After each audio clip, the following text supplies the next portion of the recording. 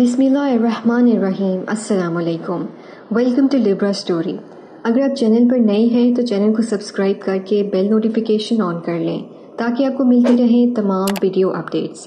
اب آپ مجھے لبرا اسٹوری فیس بک پیج پہ بھی فالو کر سکتے ہیں۔ تو چلیے سنتے ہیں ایک جن زادے اور گاؤں کی ایک دوشیزہ کی پراسرار محبت کی کہانی۔ سلام چاچی۔ وعلیکم السلام۔ دھیے کیسی ہو؟ بڑے دنوں بعد آئی ہو۔ دراصل ماں کو ملیریا ہو گیا تھا تو بڑی پریشانی رہی۔ جب حکیم کے علاج سے فرق نہ پڑا تو میں اور ابا اماں کو شہر لے گئے تھے۔ وہاں پر 3 دن تک اماں ہسپتال میں رہیں۔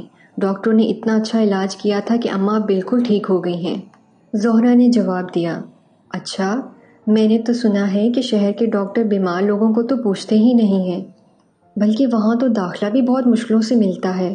چاچی نے حیران ہو کے کہا، ہاں بات تو کچھ ایسے ہی ہے چاچی، مگر وہ تمہارا ہونے والا جوائی ہے نا، میرا منگیتر غفورہ، وہ ہسپتال میں چپڑاسی لگا ہوا ہے۔ ڈاکٹر اس کی بڑی بات مانتے ہیں۔ زہرا نے شرماتے ہوئے اس کا ذکر کیا۔ اچھا، خیر سے اپنا پتر غفور شہر کے ہسپتال میں کام کرتا ہے، یہ تو بڑی ہی خوشی کی بات ہے۔ دھیے یہ سب تیرے نصیب کی بات ہے آخر، ورنہ تو تم سے منگنی سے پہلے وہ تو بس یوں ہی آوارہ گردی کرتا پھرتا تھا۔ ماں باپ پریشان پھرتے تھے کہ 8 جماعتیں پڑھنے کے باوجود ایک ہی پتر اور وہ بھی نکما ہے، کوئی رشتہ بھی نہیں دیتا تھا۔ میری نوری کے لیے بھی ان لوگوں نے کافی بات کی، لیکن توبہ کرو، نوری کے ابا نے تو کبھی ہاں بھی نہیں کی۔ چند ورگی تھی، ایک لوفر کے پلے باندھ کر اس کی میں نے حیاتی خراب کرنی تھی کیا؟ مگر تیرے ماں باپ نے کچھ نہ دیکھا اور خدا توکل تیرا رشتہ طے کر دیا۔ سونے رب نے تیری ماں کی دعا کو ایسا اجر دیا کہ تیرے تو بھاگ ہی کھل گئے دھیے، اللہ مبارک کرے دھیے۔ چاچی نے حسد اور رشک کے ملے جلے احساسات کے ساتھ زہرا کی ماضی کو کھنگالتے ہوئے لمبی چوڑی تقریر کر ڈالی۔ چاچی یہ نوری نظر نہیں آ رہی، نوری کہاں ہے؟ زہرا نے ادھر ادھر دیکھتے ہوئے پوچھا۔ اندر لیٹی ہوئی ہے۔ کیوں چاچی، طبیعت ٹھیک ہے اس کی کیا؟ زہرا نے تفتیش کرتے ہوئے لہجے میں استفسار کیا۔ ہاں، کہہ رہی تھی کہ سر میں درد ہو رہا ہے، میں نے کہا کہ گرم گرم دودھ کا گلاس پی کر ذرا لیٹ جاؤ، ٹھیک ہو جاؤ گی۔ اچھا چاچی، اس کا مطلب تو یہ ہوا کہ نوری آج کھیتوں میں کپاس چننے نہیں جائے گی؟ نہیں، ضرور جائے گی، جا اس کو جا کے کہہ کہ تمہارے ساتھ کپاس چننے چلے۔ یہ کہہ کر چاچی مٹی کے مٹکے میں سے پانی پینے لگ گئی اور زہرا نوری کی طرف چلی گئی۔ تھوڑی ہی دیر میں زہرا اور نوری اپنی 8-9 دوستوں کے ساتھ تھیں اور باتیں کرتی ہوئی کھیتوں کی طرف جا رہی تھیں۔ ان سب لڑکیوں کی عمریں 15، 17 یا 18 سال تھیں اور ان سب لڑکیوں میں سے نوری سب سے زیادہ نمایاں تھی۔ اس کا لمبا قد، خوبصورت نین نقش، خوبصورت رنگ، معمولی سے بد رنگ کپڑوں میں بھی اس کا سراپا بے حد دلکش لگ رہا تھا۔ زہرا نوری کے مقابلے میں عام شکل و صورت کی تھی، لیکن بے حد خوش اخلاق تھی۔ دونوں سہیلیاں ایک جان اور دو قالب تھیں۔ ساری سہیلیاں ان کی اس دوستی پہ رشک کرتی تھیں۔ دونوں سہیلیاں ایک ساتھ ہی کھیل کود کر بڑی ہوئی تھیں اور پھر جوانی کی حدود میں داخل ہوتے ہی ان کی یہ دوستی اور مضبوط ہو گئی۔ دونوں کو ایک دوسرے کے بغیر چین نہ آتا تھا۔ اگرچہ گاؤں کی باقی لڑکیوں کے ساتھ بھی ان کی دوستی تھی، مگر ان کی دوستی سب سے زیادہ بے مثال تھی۔ جب سے زہرا کی منگنی ہوئی تھی تو نوری بہت ہی پریشان تھی کہ اس کی پیاری دوست اسے چھوڑ کر شہر چلی جائے گی اور وہ اکیلی رہ جائے گی۔ اس پر زہرا ہنس کے کہتی، تو فکر نہ کر نوری، میں تجھے بھی اپنے ساتھ لے جاؤں گی۔ غفور کا چچا زاد بھی اس کے ساتھ ہسپتال میں کام کرتا ہے، میں اس کے ساتھ تیرا رشتہ طے کروا دوں گی، اس طرح ہم دونوں ہی اکٹھے ہمیشہ ساتھ رہیں گے۔ نوری اس تصور سے ہی خوش ہو جاتی کہ وہ اپنی ہمجولی سہیلی کے ساتھ ہمیشہ اکٹھی رہے گی۔ اس وقت بھی وہ دونوں ایسے ہی کچھ باتیں کرتے ہوئے باقی سہیلیوں سے کچھ فاصلے پر پیچھے رہ گئی تھیں۔ باتوں کے دوران زہرا کہنے لگی، نوری، مجھے یاد آ گیا، میں اماں کو تو ان کی دوائی ہی نہیں دے کر آئی، تم چلو اور میں اماں کو دوائی دے کر آتی ہوں، غفور نے کہا تھا کہ اماں کو دوائی وقت پر دینی ہے۔ یہ کہہ کر زہرا اپنے گھر کو واپس چلی گئی اور نوری اپنے سوچوں میں مگن بس چلتی ہی رہی۔ دوسری لڑکیوں کی آوازیں اسے اب نہیں آ رہی تھیں کیونکہ وہ تیز تیز چلتے کافی آگے چلی گئی تھیں۔ اب تو وہ دور دور تک نظر بھی نہیں آ رہی تھیں۔ سردیوں کا وقت تھا، دوپہر کا وقت تھا اور سردیوں کی گرم گرم دھوپ ہر جگہ پھیلی ہوئی تھی۔ گاؤں کے مردوں کی اکثریت کھیتوں کے کام کاج میں مصروف تھی۔ कपास की फसल तैयार थी। औरतों और मर्दों ने मोटे कपड़े के थैले बनाकर कंधों पे डाले हुए थे। वो बड़ी ही महारत से कपास को चुन चुन कर और थैलों में डाल रही थीं। जैसे ही वो थैले भर जाते तो वो दरख्त के नीचे फैले हुए इस कपड़ों में अपने थैले खाली करके फिर से मसरूफ़ हो जाती। नूरी पगडंडी से गुजरते हुए गांव की औरतों को कपास चुनते हुए देख रही थी। जहाँ तो वो अपने खेत की तरफ ही रही थी जहाँ उसकी सहेलियाँ कपास चुन रही थीं, लेकिन अपनी सोचों की ताने बाने में वो बस चलती ही चली गई और उसको एहसास ही ना हुआ कि वो अपना असल रास्ता छोड़कर कब्रिस्तान जाने वाले रास्ते पर चल पड़ी है। ये कब्रिस्तान बहुत ही कदीम था। अब तो इसमें मुर्दों को दफनाने की गुंजाइश भी नहीं बची थी। उस कब्रिस्तान के बारे में बड़ी अजीब व गरीब बातें मशहूर थीं। लोग कहते थे कब्रिस्तान जाने वाले रास्ते के करीब वाक़ई पीपल के दरख्त के नीचे, ये दरख्त इतना कदीम था कि यहाँ पे रहने वाले बुजुर्ग भी नहीं जानते थे कि ये पीपल का दरख्त आखिर किसने और कब लगाया है। पीपल के दरख्त की घनी घनी शाखें चारों जानिब ऐसे झुकी हुई थीं कि एक नीचे बड़ा सा कमरा बन गया था। पीपल के दरख्त के तने के चारों तरफ मिट्टी का एक चबूतरा बना हुआ था। दोपहर को या रात को कोई औरत या मर्द उस दरख्त के करीब चला जाता था तो जिन्नात उस पर हावी हो जाते और बड़ी ही मुश्किलों से पीछा छोड़ते थे। नूरी ने इस कब्रिस्तान के बारे में बहुत सारे किस्से सुन रखे थे, इसलिए वो उस कब्रिस्तान की तरफ कभी नहीं जाती थी। जाना तो दूर की बात है, वो तो इस तरफ देखती भी नहीं थी।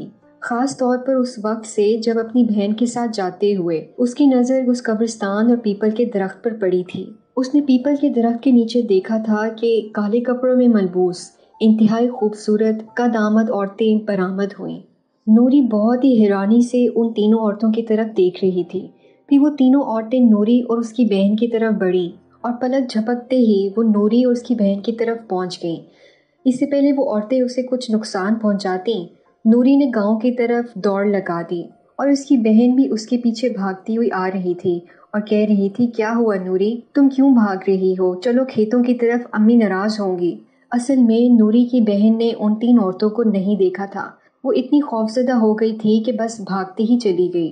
घर पहुंचकर वो बेसुध पड़ी रही थी और फिर काफ़ी दिन तक बुखार में पड़ी रही। उस दिन शाम का वक्त था और जुमेरात का दिन था। नूरी अपनी सोचों में मगन कोई गीत गुनगुनाते हुए चली जा रही थी। फिर अचानक से उसे महसूस हुआ कि जैसे उसके कदम बहुत ही भारी हो रहे हैं और फिर उसको यूँ महसूस हुआ कि कोई गैर मरी ताकत उसे खींचकर उस पीपल के दरख्त की तरफ लेके जा रही हो।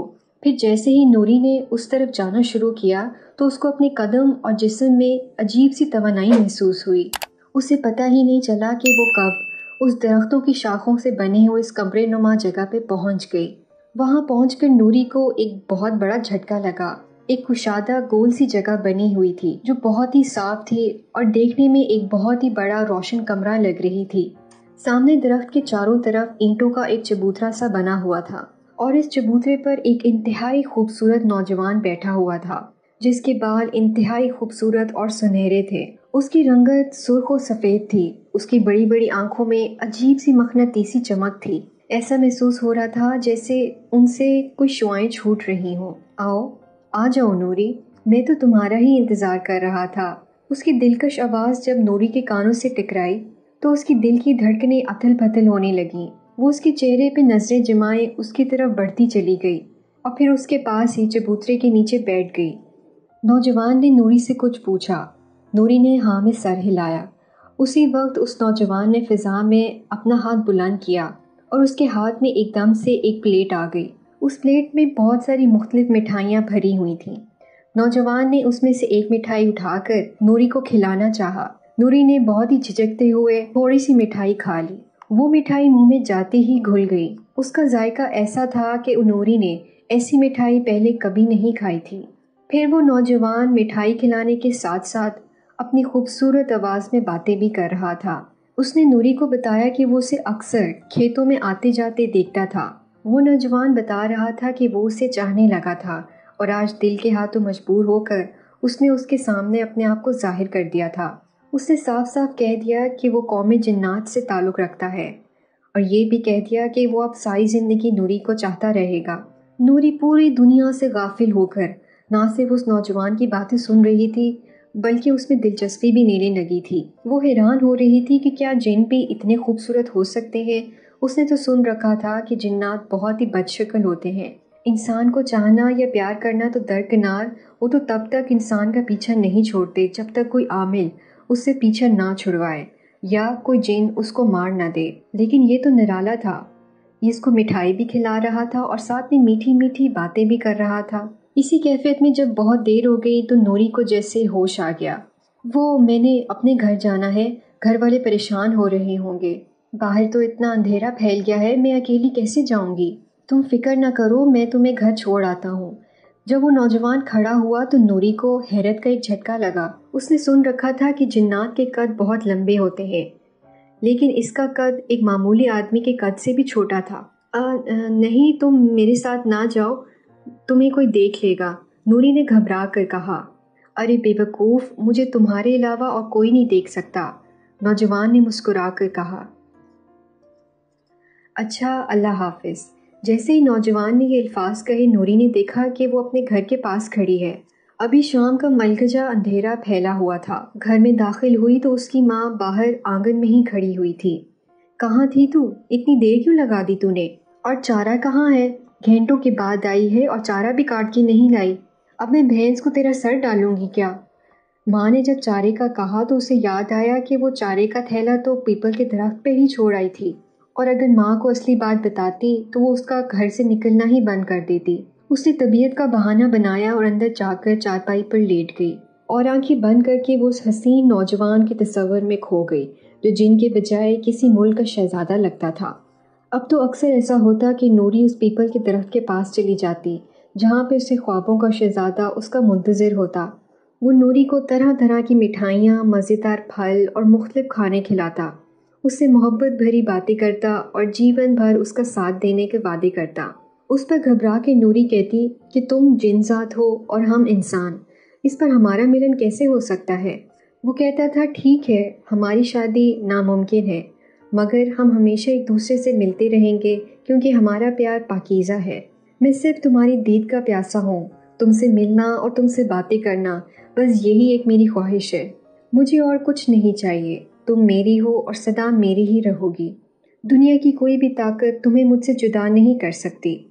مگر یہ کیسے ہو سکتا ہے؟ ساری زندگی ایسے تو نہیں رہ سکتے نا، ویسے بھی میرے بہت سارے رشتے آ رہے ہیں اور پھر شاید جلد ہی میری شادی ہو جائے، پھر ہم کیسے مل سکیں گے؟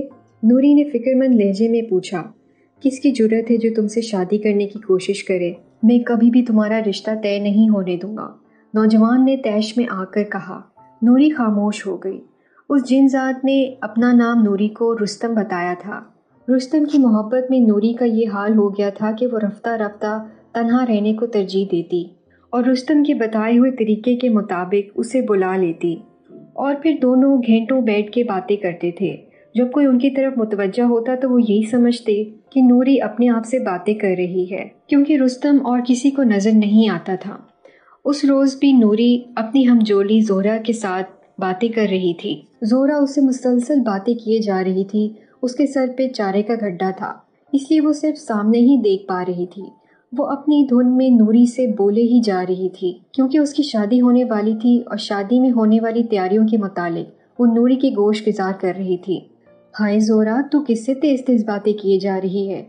اس کی دائیں طرف چلنے والی ایک سہیلی نے زہرہ کو یوں تیز تیز باتیں کرتے دیکھ کر اس کو پوچھا۔ ارے میں نوری سے بات کر رہی ہوں، اور کس سے؟ زہرہ نے بڑے اطمینان سے کہا۔ دوسری سہیلی کی بات سن کر زہرہ نے پلٹ کر ادھر ادھر دیکھا، یہ نوری کہاں رہ گئی ہے؟ ابھی تو میرے ساتھ چل رہی تھی اور میری باتوں کے جواب میں ہوں ہاں کر رہی تھی، مگر اب غائب ہے۔ مجھ سے چاچی نے کہا تھا کہ نوری کو ساتھ لے کر آیا کرو، اسے اکیلے نہ چھوڑنا، میرا خیال ہے کہ ہم یہاں رک کر کچھ دیر اس کا انتظار کر لیتے ہیں۔ یہ کہہ کر زہرہ اور اس کی سہیلی نے چارے کے گڈھے اپنے سر سے اتارے اور پگڈنڈی کے پاس رکھ دیے اور کھیت کی طرف دیکھنے لگیں۔ دونوں لڑکیاں بے چینی سے نوری کا انتظار کرنے لگیں، جبکہ باقی لڑکیاں تو بہت آگے نکل گئی تھیں۔ جب کافی دیر تک نوری نہ آئی تو دوسری سہیلی بولی، ہائے نہیں زہرہ، بہت دیر ہو گئی، اب تو رات ہونے کو آئی ہے، اب تو کوئی بندہ بھی نہیں نظر آ رہا، چل جلدی کر، میری بیوی پریشانی میں باہر نکل کے مجھے تلاش کرنے لگ جائے گی اور پھر ابا سے میری شکایت لگ جائے گی۔ ہاں تو ٹھیک کہہ رہی ہے، کیا پتہ ایسا ہو کہ نوری ہماری نظر بچا کر گھر بھاگ گئی ہو، زہرا نے کہا۔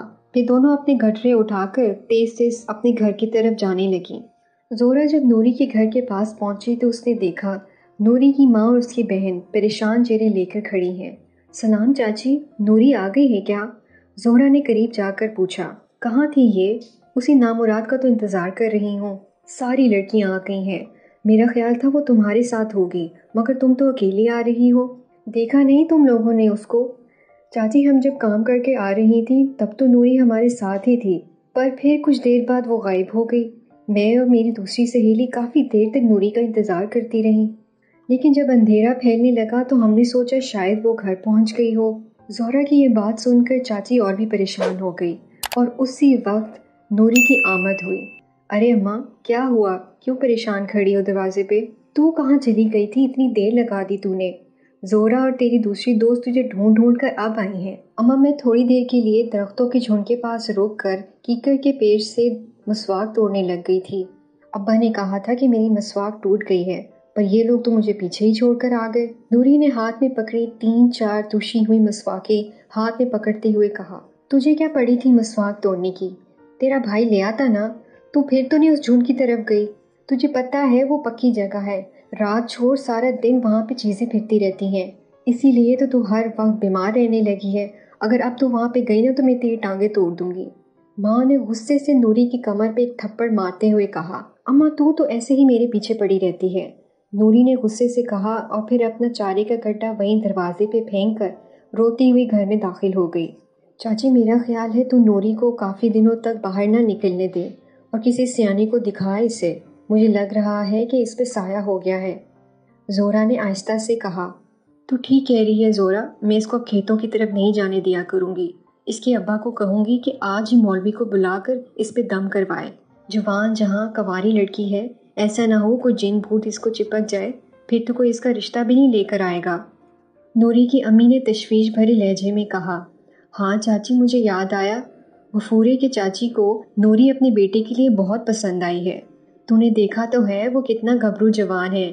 ہاں ہاں دھی رانی، تو جلدی سے بات کرنا اپنی اماں سے کہ وہ رشتہ لے کر ہماری طرف آ جائے۔ ہماری طرف سے تو ہاں ہی سمجھو، کیونکہ وہ ہماری برادری کے دیکھے والے لوگ ہیں۔ تو پھر کیسی پریشانی، تم دونوں سہیلیاں بھی پھر اکٹھی شہر میں ہی رہو گی۔ نوری کی ماں خوش ہو گئی۔ ٹھیک ہے چاچی، میں ابھی گھر جا کر اماں سے بات کرتی ہوں۔ اچھا، رب راکھا دھیے۔ یہ کہہ کر نوری کی ماں جب کمرے میں داخل ہوئی تو اس نے دیکھا نوری چارپائی پر لیٹی ہوئی ہے اور ہنس ہنس کر اپنے آپ سے باتیں کر رہی ہے۔ ارے نوری، یہ تو کس سے باتیں کر رہی ہے اور کمرے میں یہ اتنا اندھیرا کیوں کیا ہوا ہے؟ بتی بھی نہیں جلائی؟ ماں نے کمرے کی بتی جلاتے ہوئے قدرے غصے سے کہا۔ اماں تمہیں تو ایسے ہی وہم ہوتا رہتا ہے، میں بھلا کس سے بات کرنے لگی؟ نوری نے چارپائی سے اٹھتے ہوئے سخت لہجے میں کہا۔ آپا جھوٹ نہ بول، میں باہر برآمدے میں ہانڈی پکا رہی تھی کہ مجھے تیری آوازیں باہر تک آئیں۔ نوری کی بہن بولی، تو ہے ہی چغل خور، میسنی کہیں گی۔ اماں کو خوش کرنے کے لیے اپنی طرف سے الٹے سیدھے جھوٹ بولنا تو تیری پرانی عادت ہے۔ نوری نے بہن کو غصے سے کہا تو وہ ہڑبڑاتی ہوئی کمرے سے باہر چلی گئی۔ شام کو جب نوری کھیتوں کی طرف جانے لگی تو اس کی اماں نے کہا کہ نوری آج کھیتوں کی طرف نہیں جانا، کیونکہ زہرا کی طرف سے کچھ لوگ تیرے رشتے کے لیے آنے والے ہیں۔ کون سا رشتہ؟ کیسا رشتہ؟ مجھے نہیں کرنی کوئی شادی وادی، نوری نے تنک کے کہا۔ ہاں تجھے تو ساری زندگی ہمارے سینے پہ منہ تلنے کے لیے یہاں ہی رہنا ہے نا، زیادہ باتیں نہ کر، جہاں منہ ہاتھ دھو کر کوئی ڈھنگ کے کپڑے پہن لے۔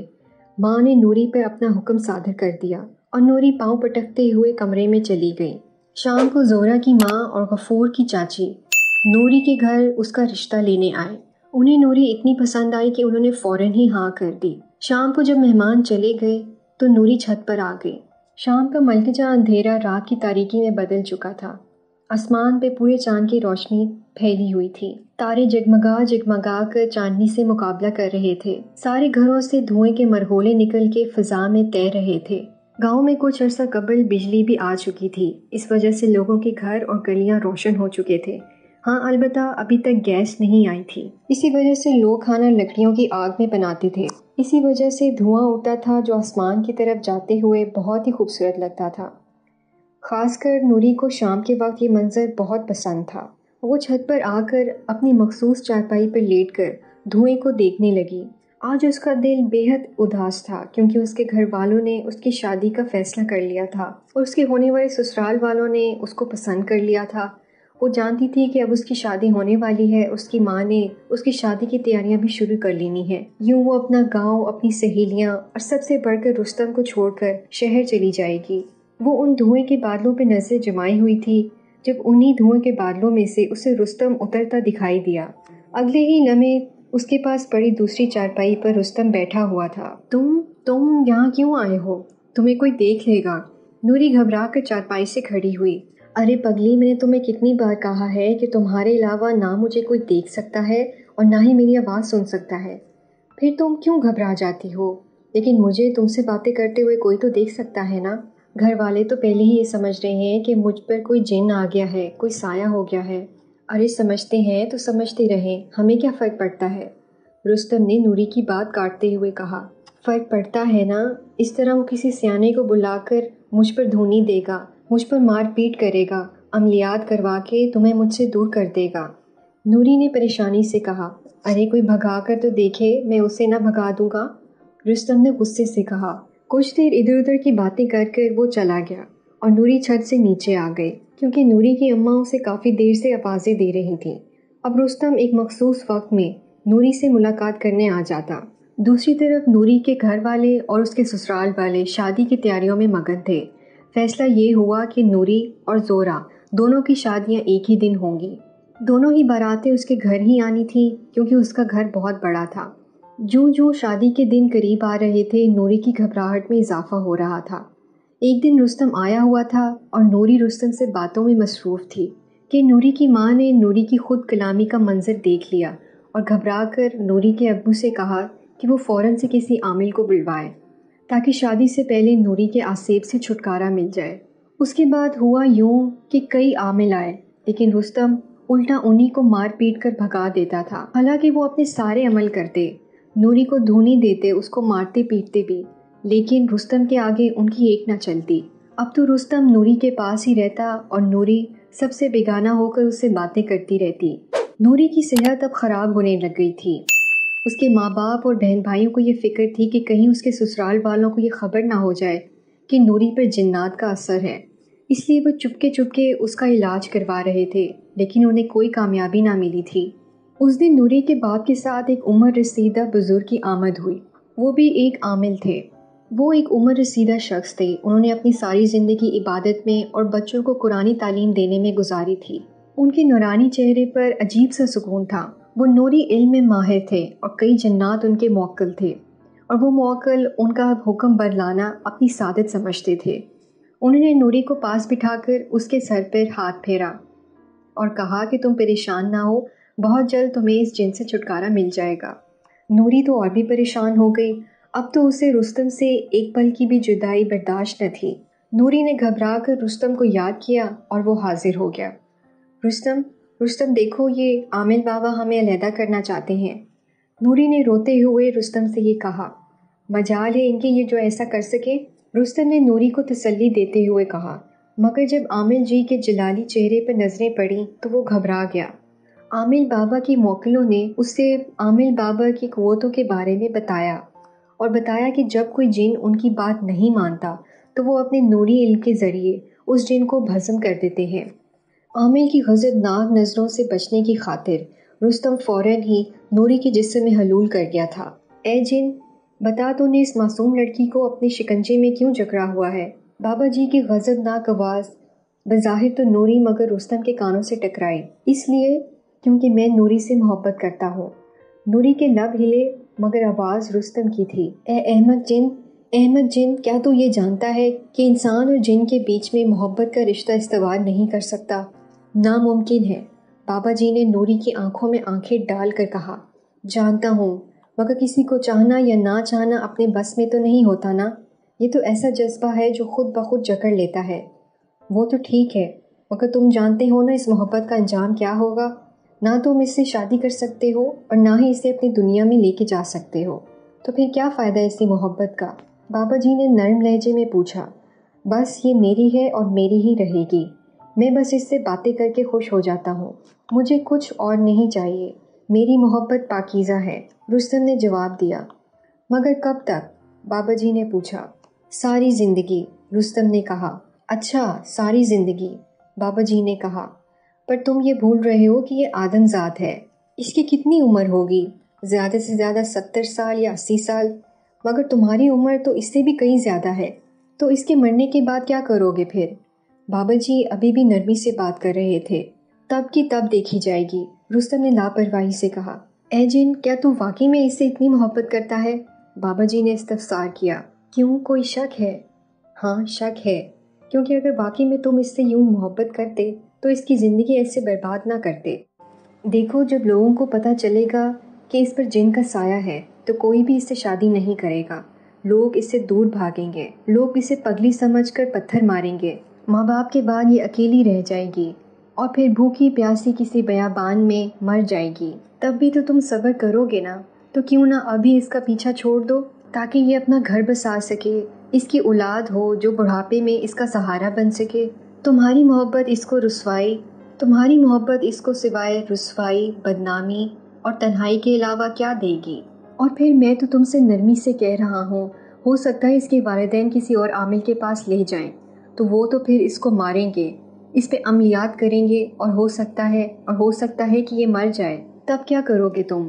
کیا تم یہ سہ سکو گے کہ تمہاری محبت یوں عاملوں کی مار کھا کھا کر مر جائے؟ یہ ہے تمہاری اس کے لیے محبت تو قربانی مانگتی ہے، اور تم کہتے ہو کہ تمہاری محبت پاکیزہ ہے۔ تم اس کو غائبانہ طور پر دور سے دیکھ لیا کرنا، مگر اس طرح اس کو اپنا پابند کر کے تم اس کی زندگی تباہ نہ کرو، اس سے نہ تمہارا فائدہ ہوگا اور نہ ہی اس کا۔ عامل کی باتیں سن کر رستم تھوڑی دیر کے لیے خاموش سا ہو گیا، پھر ایک لمبی سانس کھینچ کر بولا، ٹھیک ہے عامل جی، میں نوری کے لیے ہی اس کا پیچھا چھوڑ دیتا ہوں، لیکن آپ مجھ سے وعدہ کریں کہ اس کو کوئی نقصان نہیں پہنچے گا۔ میں وعدہ کرتا ہوں، بابا جی نے مضبوط لہجے میں کہا۔ ٹھیک ہے، میں جا رہا ہوں، لیکن ہمیں کیسے پتہ چلے گا کہ تم جا چکے ہو؟ عامل جی نے چہرے پر مسکراہٹ سجا کر کہا۔ آپ لوگ سامنے دیوار پر ایک ہانڈی رکھ دیں، میں جاتے وقت اس کو گرا دوں گا۔ دوسرے گاؤں کے چرواہے پر 5.25 کلو گوشت، 5.25 کلو گندم اور ایک جوڑا کپڑوں کا رکھ دیں۔ اچھا، اب میں جا رہا ہوں، میری نوری کا خیال رکھیے گا۔ یہ دنیا انسانوں کی ہے، البتہ اگلی دنیا میں اللہ تعالیٰ سے نوری کو مانگ لوں گا کہ میں ایک مسلمان جن ہوں۔ میرے آباء و اجداد کا تعلق ان جنات سے ہے جنہوں نے حضرت محمد صلی اللہ علیہ وآلہ وسلم کے مبارک ہاتھوں پر اسلام قبول کیا تھا۔ اسی لمحے رستم خاموش ہو گیا اور نوری اٹھ کھڑی ہوئی اور دیوار پہ پڑی ہوئی وہ ہانڈی نیچے گر کے ٹوٹ گئی۔ نوری نے پھٹی پھٹی آنکھوں سے اس ٹوٹی ہوئی ہانڈی کو دیکھا اور پھر اپنا چہرہ ہاتھوں میں چھپا کر پھوٹ پھوٹ کے رونے لگی، کیونکہ اس کا رستم اسے ہمیشہ کے لیے چھوڑ گیا تھا۔